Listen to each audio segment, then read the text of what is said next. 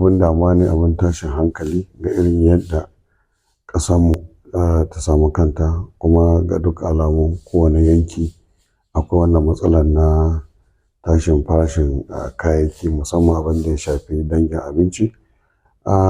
Kaga babu kamar ma mu nan ɓangaren arewa, saboda manomanmu ba a bari sun yi noma ba, ballantana a samu abinci don abubuwa su samu su yi rahusa. Abin damuwa ne yau an waye gari ƙasa irin Najeriya mai kusan al'umma kusan miliyan 200 da wani abu, yau an ce ba ta ita ci da ƙasarta, ba ta ita ci da mutanenta. Wannan abin tashin hankali da damuwa. To gaskiya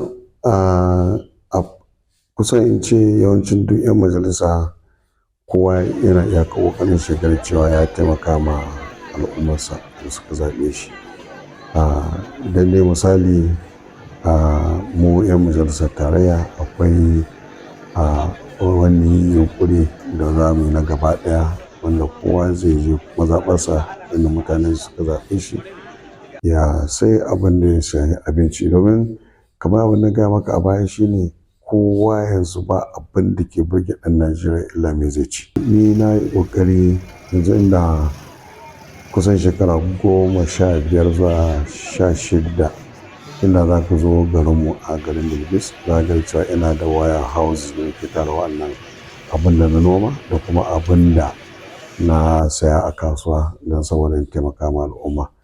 To kuma kamar yadda na ce a baya, musamman wannan lokaci na Ramadan, nakan yi ciyarwa. Akwai santoci da na buɗe wanda tun farkon Ramadan har zuwa ƙarshen shi mukan ciyar da bayan Allah.